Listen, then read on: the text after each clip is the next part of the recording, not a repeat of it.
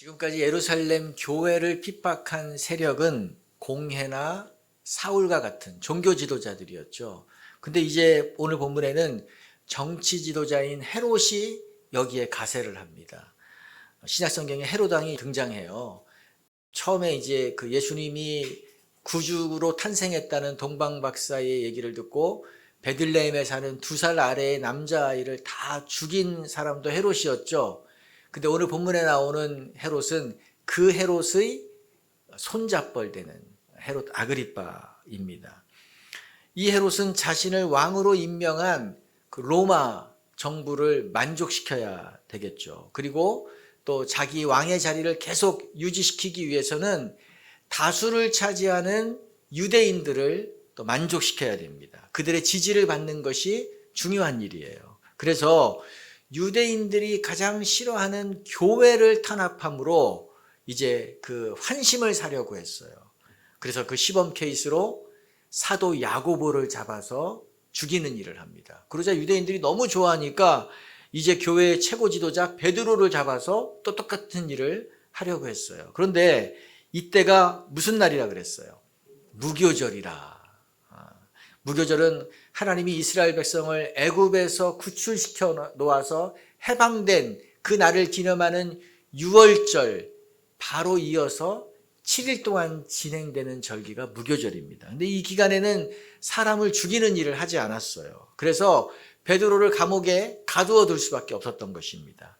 감시하기 위해서 군인을 16명을 투입했습니다. 4인 1조로 24시간 물 셀 틈 없이 지키게 한 거예요. 무슨 대단한 이 마피아 두목이 지금 갇혀 있는 것도 아닌데 이렇게 철통같이 지킨 거죠. 왜 그랬을까요? 사도행전 5장의 일을 알았던 것 같아요. 그때 공회가 베드로와 사도들을 감옥에 잡아두었는데 천사들이 구출시켜줬잖아요. 그러니까 이번에는 그런 일이 생겨서는 안 되겠다. 그래서 철통같이 지킨 것이죠. 이때 감옥 안의 상황을 6절이 설명해 주고 있습니다. 한번 읽어봅시다. 헤롯이 잡아내려고 하는 그 전날 밤에 베드로가 두 군인 틈에서 두 쇠사슬에 매여 누워 자는데 파수꾼들이 문 밖에서 옥을 지키더니 베드로는 오늘 밤이 이 땅에서의 마지막이라는 것을 알고 있습니다. 내일 아침이면 이제 야고보처럼 죽게 되는 거예요. 또 발에는 착고가 채워져 있고 양손은 그 로마 군인들의 손에 같이 수갑이 채워서 지금 누워 있는 거예요. 얼마나 불편합니까? 꼼짝도 할 수 없는 상황이에요. 그런데 이때 지금 뭐 하고 있다 그래요? 잠자고 있대요. 우리가 시험 치기 전날만 해도 걱정이 돼서 잠을 설치잖아요.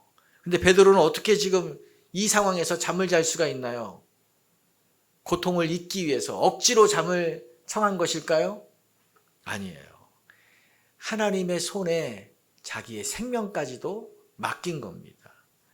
내가 사는 것이 하나님의 뜻이라면 하나님이 살려주실 것이고 데려가는 것이 하나님의 뜻이라면 하나님이 그렇게 하실 것이다. 생명이 하나님의 손 안에 있음을 믿고 하나님께 모든 처분을 맡겼다는 것입니다. 여러분, 우리가 하나님께 내 삶을 다 맡기지 않으면 염려의 지배를 받습니다. 뭐의 지배를 받는다고요? 염려의 지배를 받아요. 염려의 지배를 받으면 나타나는 여러 가지 증상 가운데 하나가 너무 걱정이 돼서 불안해서 잠을 못 자요. 그렇죠. 제 아내는 제가 잠자는 모습을 보면 이 사람이 요즘 상태가 편안한지 아니면 스트레스 지수가 높은지를 안대요. 어떻게 아냐 그랬더니 심하게 코를 골고 자면 그렇게 안심이 된다네요. 세상 모르고 자는구나. 편안한가 보다. 과학적인 근거는 없는 것 같아요. 근데 지금 베드로 어떻습니까? 염려할 것이 없나요? 베드로가? 걱정거리가 많을 것 같지 않습니까? 얼마나 많겠어요. 내가 이렇게 갑자기 죽으면 우리 가족들은 어떻게 살지? 헤롯이 다른 사도들도 연달아서 죽일 텐데 그러면 우리 교인 성도들은 이것을 어떻게 이겨나가지? 교회는 야고보도 죽였는데 나까지 떠나가면 우리 교회가 온전히 서갈 수 있을까? 걱정이 이만저만이 아니에요. 그런데 삶을 하나님께 온전히 맡겼기 때문에 염려의 지배를 받지 않았던 것입니다. 하나님께 맡기지 않으면 사단의 영향을 받아요. 뭐의 영향을 받는다고요? 사단의 영향을 받습니다. 베드로전서 5장 7절 8절을 읽어봅시다. 너희 염려를 다 주께 맡기라. 이는 그가 너희를 돌보심이라. 근신하라 깨어라. 너희 대적 마귀가 우는 사자같이 두루다니며 삼킬 자를 찾나니. 염려를 다 주께 맡기라고 한 다음에 나온 말씀이 뭐예요? 마귀가 삼킬 자를 두루 찾아다닌다 라고 했어요. 이 두 말씀이 이어지는 거죠. 하나님께 맡기지 못하면 염려 가운데 있게 되면 그것은 사단을 초청하는 것, 사단을 부르는 것과 같다는 거예요. 마귀가 두루다니며 삼킬 자를 찾는데 그 대상이 누구라고 했어요? 염려를 주께 맡기지 못하는 사람. 염려를 주께 맡기지 못하는 사람. 이것은 그러니까 염려는 마귀를 초청하는 것과 같다. 마귀에게 밥을 주는 것과 같다. 먹이를 주는 것과 같다라고 얘기할 수 있는 것입니다. 우리 저 옆에 방에 제가 몇 주 전에 보니까 작은 바퀴벌레를 발견했어요. 이거 방치해두면 스스로 없어지나요? 계속 번식하잖아요. 그래서 제가 지금 3가지를 하고 있습니다. 첫 번째는 약을 살포해서 박멸하는 거죠. 박멸하는 거예요. 그것만 가지고는 안 돼요. 두 번째는 외부에서 유입되지 못하도록, 들어오지 못하도록 이 틈새를 막는 거예요. 그래서 이 문풍지 같은 것으로 이 틈새를 막아놨습니다. 세 번째가 가장 중요해요. 벌레가 먹을 것이 없도록 공간을 깨끗하게 항상 청소해 놓는 것입니다. 먹을 것이 없으면 안 들어오잖아요. 근데 엊그제도 우리 남성 목장이 밤에 피자와 치킨을 시켜서 이제 배달해서 먹었다고요. 근데 그것을 이제 찌꺼기가 생기잖아요. 그거 쓰레기통에 그대로 넣으면 어떻게 될까요? 그러면 이제 큰일 나는 거예요. 그래서 그거를 비닐봉지에 다 담아가지고 이 밀봉을 했어요. 그랬더니 우리 목자님이 집에 가져가서 치우겠다고 가져갔단 말이에요. 먹잇감이 있으면 사방에서 벌레들이 모여들게 되어 있습니다. 그래서 바닥에 조금이라도 부스러기가 떨어지지 않도록 닦고 쓰는 거예요. 그래야만 되는 것입니다. 마찬가지예요. 우리 안에 염려가 쌓여 있으면 마귀가 꼬입니다. 마귀가 달라붙어요. 그러면 성령 충만할 수 없죠. 마귀 충만한 거예요. 근데 베드로는 이렇게 염려를 주님께 맡기는 것, 이거 어디서 배웠을까요? 어디서 배웠을까요? 예수님의 말씀도 직접 들었죠. 너희가 염려함으로 키를 한 자라 더 크게 할 수 있느냐? 그럴 수 없다. 내일 일은 내일이 염려하도록 해라 말씀하셨어요. 근데 그 말씀은 항상 잊어버리잖아요. 베드로가 경험을 했습니다. 5장에서 직접 경험했던 것이 가장 컸던 것 같아요. 5장에서 천사가 감옥에서 꺼내줬단 말이에요. 그런데 또 잡혀왔어요. 공회는 이것을 우리의 권위를 도전하는 신박한 행위로 받아들이고 이제 모든 사도들을 다 죽이겠다고 결정을 했습니다. 공회가 결정하면 그건 끝나는 거예요. 집행되는 거예요. 그런데 이때 어떤 일이 벌어졌어요? 갑자기 바리새인 가말리알이 등장을 해서 공회원들을 스스로 설득을 했습니다. 한번 5장 38절 9절 한번 읽어봅시다. 이제 내가 너희에게 말하노니 이 사람들을 상관하지 말고 버려두라. 이 사상과 이 소행이 사람으로부터 났으면 무너질 것이요 하나님께로부터 났으면 너희가 그들을 무너뜨릴 수 없겠고 도리어 하나님을 대적하는 자가 될까 하노라 하니. 이날 베드로는 공회가 이제 죽이겠다고 했기 때문에 죽는 줄 알았단 말이에요. 끝났다고 생각했단 말이에요. 그런데 일면식도 없고 대화 한번 해본 적이 없는 가말리알이 등장을 해서 변호를 해주는 거예요. 백기사 역할을 지금 한 것입니다. 이런 일이 생기리라고는 꿈에도 생각하지 못했거든요. 근데 이때 깨달은 거예요. 아, 내 삶의 모든 것은 하나님의 손에 달려있는 거구나. 내가 걱정한다고 해서 상황이 바뀌는 것은 아니구나. 그래, 내가 다 이해하지 못할지라도 하나님이 결국은 나에게 가장 좋은 길로, 선한 길로 인도하시는구나 하는 것을 깨달았습니다. 그러므로 설령 나에게 죽음이 임할지라도, 내가 죽음을 맞이한다 할지라도 그것까지도 하나님이 영원히 책임져 주실 것이다. 이 믿음이 생긴 것입니다. 이게 바로 하나님의 주권을 인정하는 거죠. 우리는 어려움을 당할 때 왜 이런 일이 벌어졌는가 끊임없이 질문할 수밖에 없어요. 질문하게 되잖아요. 왜 내가 이런 일을 겪는가? 또 왜 이렇게 좋은 분이 이렇게 일찍 데려감을 당해야 되는가? 또 왜 이렇게 성실한 사람이 아프고 왜 이렇게 착한 사람이 이렇게 계속 하는 일마다 잘 안 되는가? 이렇게 생각이 들 때가 있어요. 하나님은 베드로를 오늘 나중에 보면 감옥에서 꺼내 주셨어요. 그런데 야고보는 죽임을 당하도록 하나님이 그냥 놔두셨거든요. 그러니까 우리는 다 알지 못하는 거예요. 우리는 다 모른다고요. 그러나 하나님이 모든 사건, 모든 환경을 주관하신다. 그리고 결국은 하나님이 하나님의 선하시는 뜻을 이루고서야 마신다는 것을 우리는 믿는 것입니다. 여러분들 이거 믿으시나요? 하나님이 모든 사건, 모든 환경을 다스리고 계십니다. 그리고 결국은 하나님이 하나님의 선하신 뜻을 어떤 방법으로든 이루신다는 것을 우리는 이해하지 못해도 믿는 거예요. 이것이 하나님의 주인 되심, 하나님의 주권을 인정하는 사람인 것입니다. 그래서 내 삶을 이렇게 하나님께 맡긴 사람, 온전히 맡긴 사람은 두 가지 일을 하게 됩니다. 두 가지 특징이 있어요. 첫 번째는 지금의 상황과 현실을 받아들입니다. 읽어봅시다. 지금의 상황과 현실을 받아들입니다. 그러니까 과거에 지나간 일, 그것을 추억하면서, 그것을 아쉬워하면서, 그것을 과도하게 해석하면서 시간을 보내지 않는 거예요. 에너지를 소진하지 않는 거예요. 물론 지금 내가 겪고 있는 일이 힘들고 슬프고 퍽퍽하기도 하고 때로 억울하기도 하고 하지만 이것이 내가 지은 죄로부터 나타난 결과가 아니라면 그것도 하나님이 주신 것으로 받아들이는 거예요. 다윗이 이랬단 말이에요. 사랑하는 그 밧세바를 통해서 아들을 낳았습니다. 그런데 그 아들이 병에 걸려요. 죽게 생겼어요.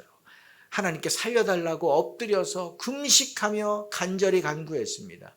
옆에 그 모습을 본 신하들이 야 이러다가 왕이 건강을 해치겠다 해가지고 왕을 잡아서 일으키려고 너무 그렇게 하지 마십시오. 일으키려고 했는데 다윗이 거부를 합니다. 이렇게 일주일을 기도했어요. 그런데 그 아이가 죽어요. 신하들은 왕이 이 소식을 알면 얼마나 상심할지 예상이 됐기 때문에 누구도 감히 이 얘기를 다윗에게 할 엄두를 못 내고 있었습니다. 미루고 있었던 거죠. 그런데 다윗이 보니까 분위기가 심상치 않으니까 아이가 죽었느냐라고 질문합니다. 예, 죽었습니다. 다윗이 어떻게 합니까? 일어나서 목욕을 하고 옷을 새 옷으로 갈아입고 하나님의 전에 들어가서 예배를 드렸어요. 그리고 왕궁으로 돌아와서 식사를 하고 평상시처럼 자기 왕의 업무를 시작했습니다. 신하들이 너무 궁금했어요. 질문을 합니다.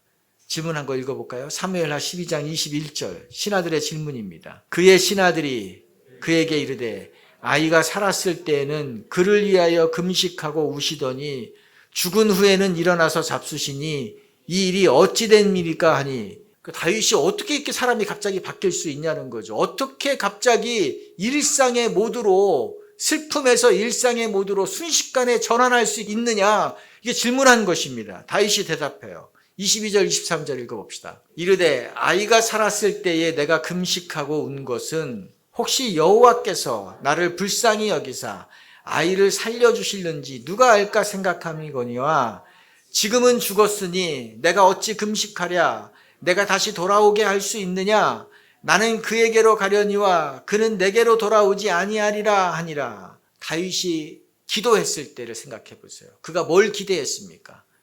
아이가 살아나는 것을 기대하고 전심으로 기도했습니다. 하지만 전혀 다른 결과가 나왔어요. 기대한 결과가 나오지 않았어요. 그렇다고 해서 다윗이 슬픔에 빠지거나 원망을 하거나 그 자리에서 주저앉지 않았단 말이에요. 만약 왕이 이랬다면 나라 전체가 암울한 분위기로 계속해서 이어졌겠죠. 하지만 다윗은 지금의 상황, 지금의 이 현실을 그가 받아들인 거예요.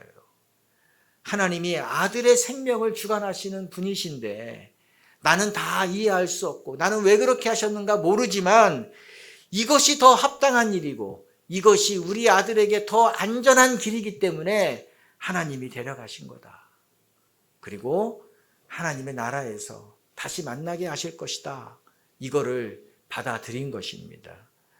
아버지로서의 마음은 말할 수 없이 슬프고 무너질 수밖에 없고 아프지만 그 하나님의 일을 받아들인 것입니다. 그리고 아내 밧세바를 찾아가서 위로를 해요. 위로를 합니다. 그런데 어떤 일이 일어나요?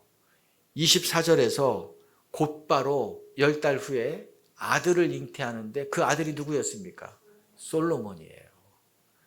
하나님이 이 솔로몬을 얼마나 사랑하셨는지 아이가 있자 선지자 나단을 하나님이 직접 보내서 이름을 지어줬어요.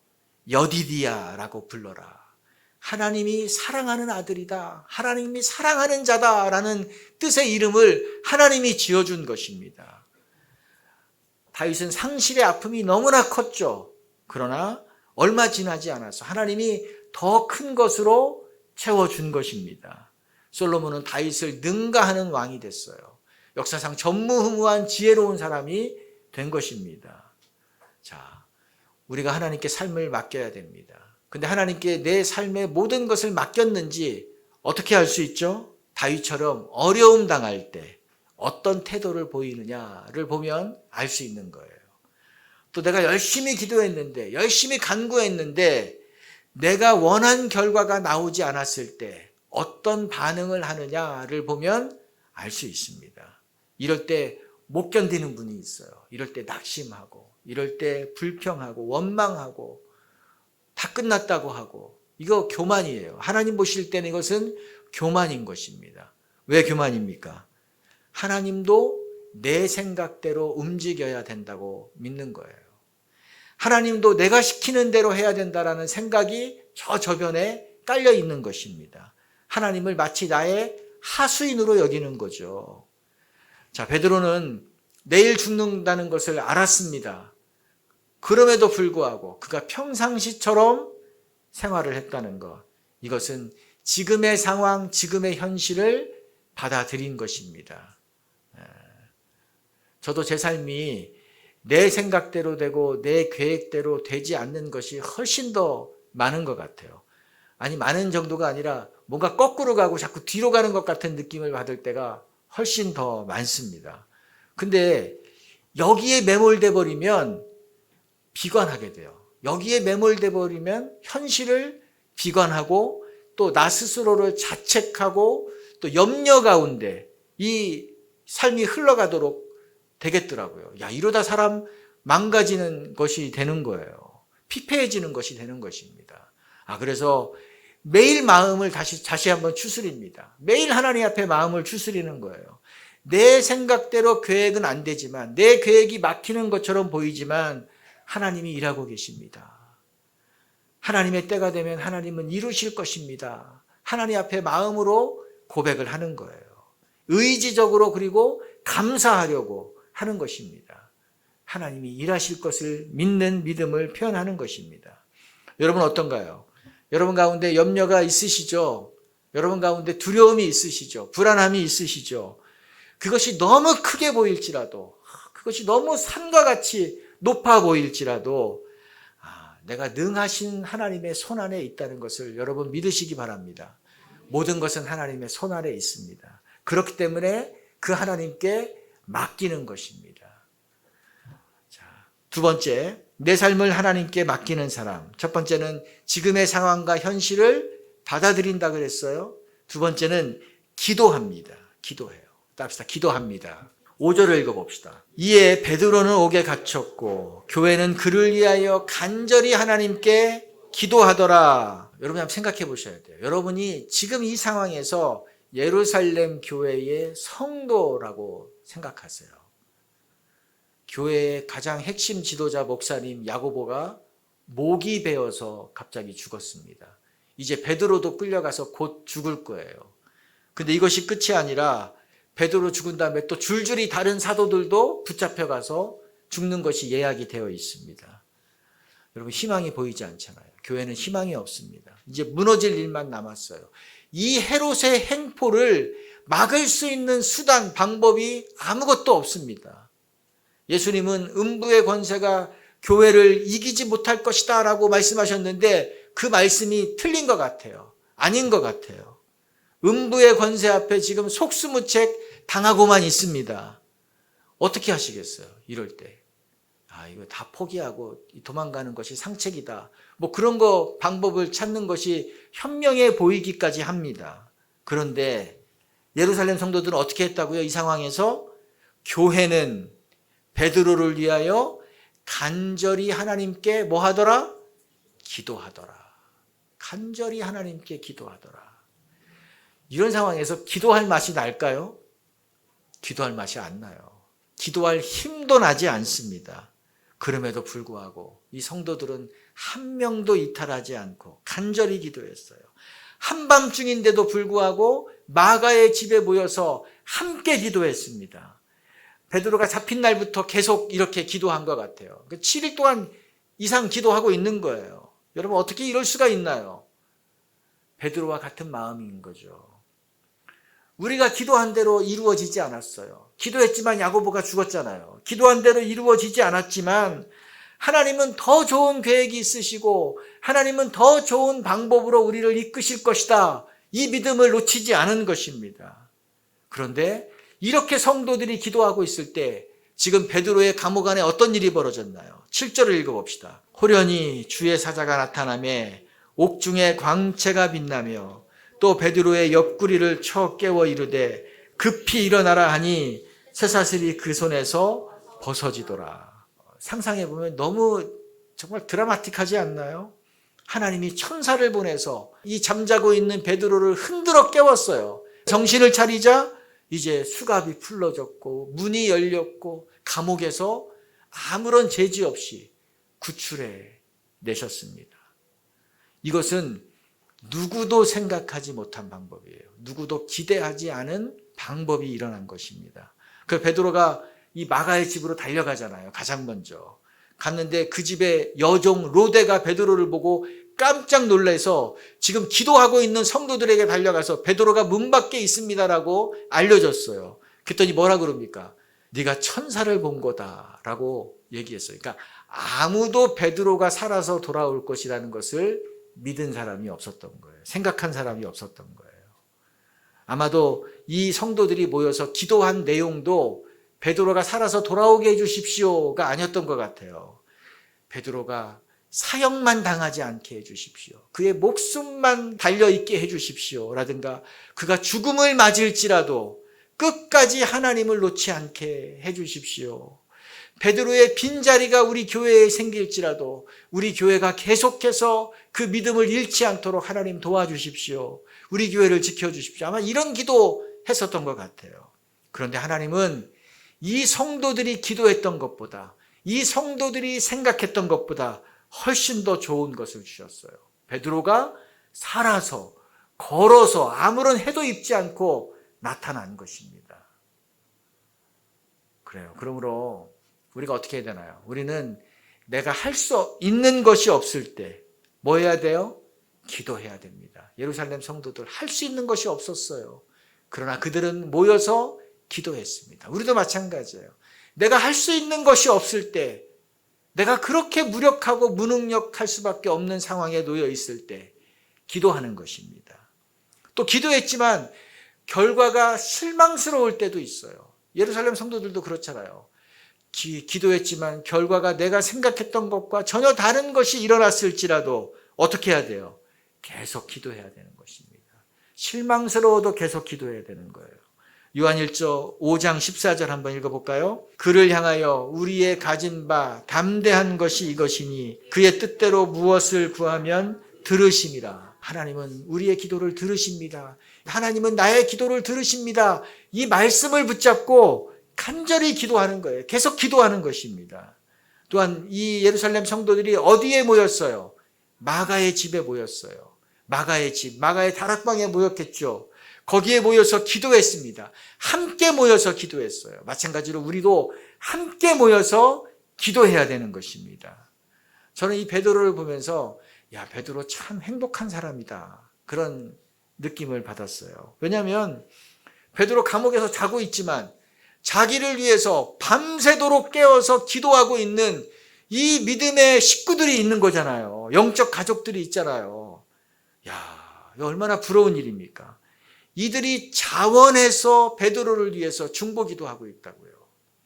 왜 이들이 이렇게 열심히 기도했을까? 제가 혼자 생각해 봤을 때 아마도 이들은 이전에 베드로로부터 기도의 빚을 많이 진 자들이었던 것 같아요. 기도의 빚을 많이 지었기 때문에 이들도 이제 베드로를 위해서 이렇게 간절히 기도하는 거죠. 그러므로 여러분이 다른 사람을 위해서 평소에 기도를 많이 하면, 평소에 기도하면 여러분이 위기에 처했을 때 기도하는 사람이 일어나는 것입니다. 여러분 그거 믿으십니까?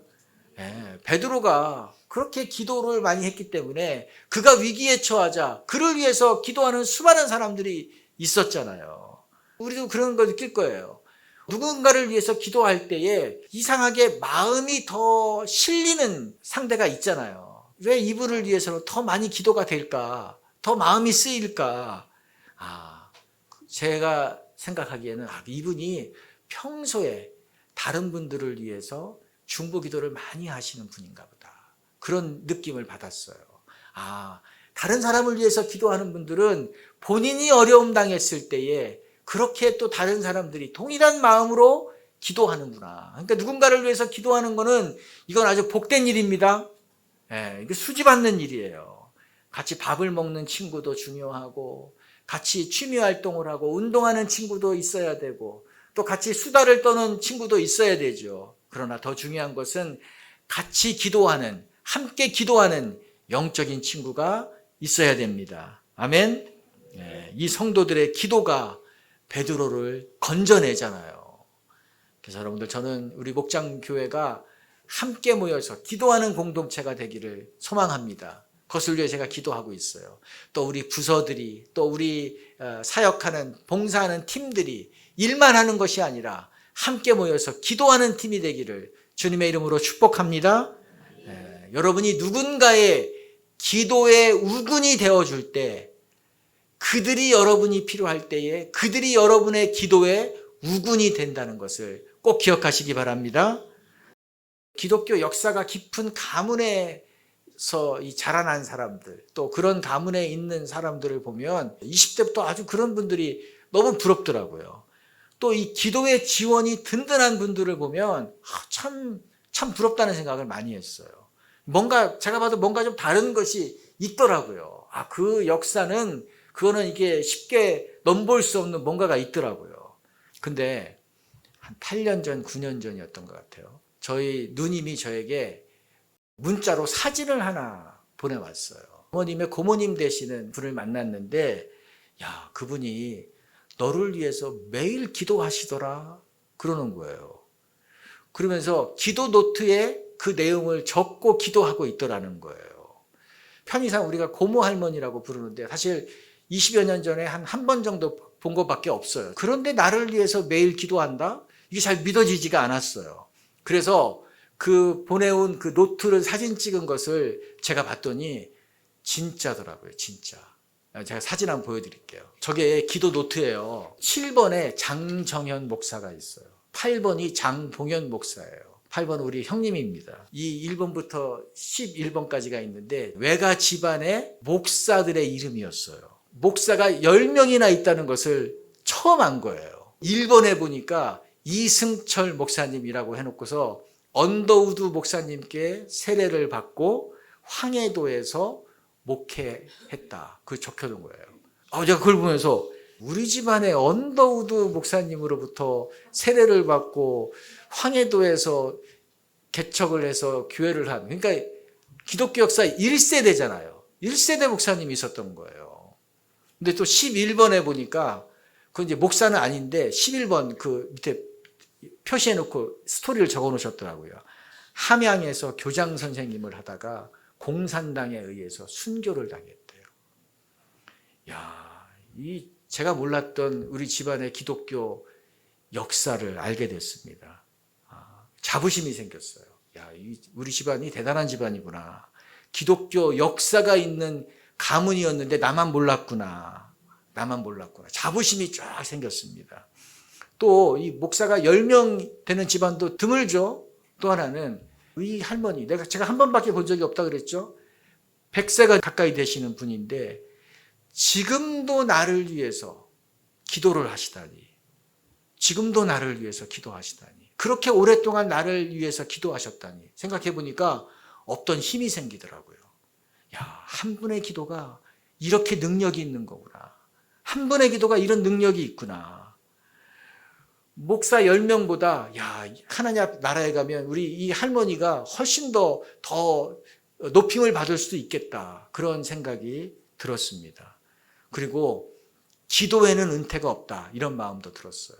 모든 사역 다 은퇴하셨겠죠. 권사님으로 은퇴하셨겠죠. 그런데 지금도 기도하고 계신 거예요. 기도에는 은퇴가 없는 거예요. 예루살렘 교회 이제 12장에 보면 12장이 시작될 때만 해도 헤롯의 손에 의해서 이제 교회와 지도자들과 성도들은 다 무너져 가고 있었습니다. 아니, 다 무너질 것처럼 보였어요. 이제 망할 것처럼 보였습니다. 그런데 12장의 마지막에 가면 어떤 일이 벌어집니까? 헤롯이 죽어요. 헤롯의 계획이 실패합니다. 헤롯이 벌레 먹어 죽은 것으로 그의 인생이 끝나요. 아니, 이렇게 죽을 줄 누가 알았습니까? 왕이 된 지 3년, 4년밖에 안 됐는데 이렇게 갑자기 죽을 줄 어떻게 알았어요? 그리고 오히려 교회와 복음과 하나님의 말씀은 더 흥왕해졌다라고 마지막에 기록하고 있습니다. 마가의 다락방에 모여서 끝까지 기도한 성도들이 그 막강한 현세 권력 헤롯을 이긴 것입니다. 여러분 믿으시나요? 네. 그 소수의 사람들, 그 아무런 힘이 없는 사람들, 기도밖에 하지 않았던 사람들이 베드로를 살려내는 일에 그들이 쓰임을 받았어요. 하나님은 이런 분이시구나. 하나님은 이렇게 삶을 온전히 주님께 맡기고 현 상황을 받아들이고 기도하는 자들을 통해서 일하신다는 것을 우리에게 말씀하시는 것입니다. 저와 여러분들이 이 귀한 일에 쓰임받기를 주님의 이름으로 축복합니다. 네, 같이 기도합시다. 그래, 오늘은 아주 절망적인 기사로 시작이 되었습니다. 12장은 그렇게 시작이 됩니다. 야고보가 죽었고 이제 베드로도 죽을 것이고 교회는 폭풍 속에 들어가서 살아남을 수 없는 그런 위기 가운데 놓여 있습니다. 그러나 믿음의 성도들, 베드로, 그들은 이 모든 어려움을 하나님의 손에 맡겼습니다. 그리고 하나님께서 이 일을 주장하고 계실 것이다. 능하신 하나님은 이해할 수 없는 방법으로 하나님의 일을 행하실 것이다. 내가 기도한 대로 이루어지지 않을지라도 하나님은 이기게 하실 것이다. 라는 것을 믿고 그들은 받아들이고 기도함으로 나아갔습니다. 우리가 이 땅에 사는 동안 염려, 걱정은 끊이질 않습니다. 문제는 하나 해결하면 또 다가오고 문제가 없기를 바라는 것은 그거는 있을 수 없는 것입니다. 그러나 우리가 그 모든 문제를 하나님 앞에 맡기고 또 하나님이 이루실 것을 믿음으로 받아들이며 기도할 때에 하나님, 우리는 승리하는 삶을 살아갈 수 있는 것입니다. 그러므로 기도합시다. 기도할 때 하나님, 제 안에 이런 염려가 있습니다. 제 안에 이런 걱정이 있습니다. 제 안에 이런 힘듦이 있습니다. 내 힘으로 해결할 수 없는 이런 막막함이 있습니다. 하나님, 그런데 이것도 주님의 손에 올려드립니다. 주님의 손에 맡깁니다. 베드로가 내일 죽는 줄 알면서도 하나님 앞에 맡겼듯이 하나님의 손에 맡깁니다. 그리고 하나님은 결국은 내가 원하는 대로 들어주지 않을지라도 그것이 실패가 아니라 하나님이 일하시는 것이라는 것을 하나님 믿음으로 받아들이게 하여 주십시오. 그리고 끝까지 기도하는, 끝까지 주님의 은혜를 구하는 그런 믿음의 삶을 살게 해 주십시오. 같이 우리 자신을 위해서 하나님 앞에 결단하며 기도합시다. 하나님, 오늘 베드로가 살아난 것을 보았습니다. 죽을 수밖에 없었던 자, 절망할 수 없었던 자, 가장 비참한 감옥에 있었지만 그가 하나님의 신실함을 믿었습니다. 하나님의 일하심을 믿었습니다. 하나님, 저희도 다시 한번 하나님의 그 일하심을 믿습니다. 하나님의 능하신 손을 믿습니다. 하나님, 우리의 눈에는 뭔가가 보이지 않습니다. 우리의 앞에는 깜깜한 만이 있습니다. 우리에게는 별것 아닌 아버지 능력만이 있습니다. 그러나 주님은 능하신 분이십니다. 하나님이 손을 펼치시면 헤롯도 제거할 수 있는 분이시고 죽은 베드로도 살릴 수 있는 분이신 것을 믿습니다. 그러므로 내가 문제를 안고 있지 않고 하나님, 내 문제를 하나님 앞에 맡깁니다. 하나님 맡아주시옵소서. 우리의 염려와 걱정을 맡기오니 하나님 가져가 주시고 하나님이 일하시는 것을 보게 하여 주시옵소서. 그리고 하나님이 일하실 때까지 하나님 끝까지 기도하는 믿음의 열심과 믿음의 인내를 허락하여 주시옵소서. 우리 성도들이 기도하는 사람들이 되게 도와주시옵소서. 우리 교회가 기도하는 사람들이 되게 도와주시옵소서. 우리 교회가 하나님 아버지 이런 기도의 자리로 나아가는 하나님 교회 되게 하여 주시옵소서. 하나님 우리를 그렇게 만들어 주시기를 원합니다. 그런 열심을 허락하여 주시옵소서. 사단이 주는 그 염려의 고리를 끊어내게 도와주시옵소서. 하나님 염려의 지배를 받지 않게 도와주시옵소서. 주께서 돌보시는 것을 경험하고 주님의 그 능력이 일하는 것을 경험하는 우리 믿음의 교회, 믿음의 성도들 되게 하여 주시옵소서. 또한 다른 사람들을 위해서 기도하는 자들이 되게 도와주시옵소서. 하나님 예루살렘 성도들이 충고 기도했듯이 그것이 베드로를 일으켰듯이 하나님 충고 기도하게 도와주십시오. 아픈 자를 위해서 기도하고 병든 자를 위해서 기도하고 구원해야 될 자를 위해서 기도하는 우리 성도들 되게 하여 주시옵소서. 그래서 그 기도의 유산을 빌려주고 기도의 우구를 확보하는 일에 하나님 전력을 다하는 우리 성도들 되게 하여 주시옵소서. 주님 역사하여 주시옵소서. 도와주시옵소서. 그렇습니다. 주님은 죽을 수밖에 없는, 죽었다고 생각한 베드로를 또 일으키셨습니다. 주님은 문을 닫을 수밖에 없는 예루살렘 그 교회를 일으키셨고, 일으키신 정도만이 아니라 더 흥왕하게 해서 더 많은 사람들을 구원하고 말씀이 흥왕한 교회로 세웠습니다. 하나님은 능치 못할 일이 없으시다는 것을 우리에게 보여주시는 것입니다. 그러므로 우리가 염려를 주님 앞에 맡기고 그 주님을 바라보며 나아가기로 우리가 찬양하며 고백하며 우리 나아갑시다. 아무것도 두려워하지 말라. 주님이 우리를 지켜주십니다. 아무것도 두려워 말라. 주 나의 하나님이 지켜주시네. 놀라지 마라. 겁내지 마라. 주님 나를 지켜주시네. 아무것도 두려워하지 마라. 아무것도 두려워 말라. 주 나의 하나님이 지켜주시네. 놀라지 마라. 겁내지 마라. 주님 나를 지켜주시네. 내 맘이 힘겨워 지칠지라도 내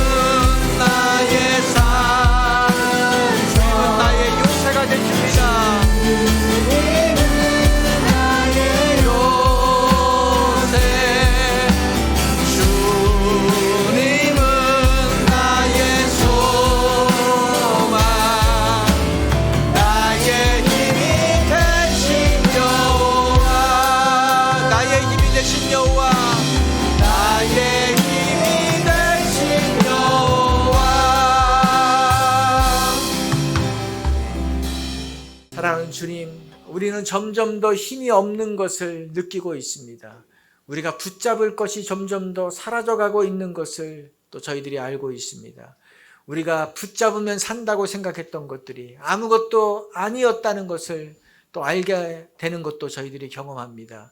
그러므로 이제는 우리의 힘이 되신 여호와 그 하나님만을 붙잡고 하나님께 우리의 모든 걱정과 근심과 염려와 불안과 그 모든 원망의 재료들을 다 주님 앞에 맡기겠습니다. 주님의 처분이 가장 합당한 것이고 주님은 결국 우리를 가장 선하신 길로 인도하시는 능력의 분이심을 믿기에 그렇게 맡긴 자들을 통해서 하나님 일하여 주시옵소서. 또 우리의 현실과 우리의 상황을 하나님이 주관하고 계시다는 것을 믿고 받아들이게 하여 주시고 끝까지 기도의 자리를 지킴으로 하나님의 응답을 눈으로 보고 피부로 경험하는 그런 믿음의 능력자들이 되게 하여 주시옵소서. 성부와 성자와 성령의 은혜가 오늘 하나님께 모든 것을 맡기는 인생을 살기로 결단한 성도들 위에 영원히 함께하기를 예수님의 이름으로 축원드립니다.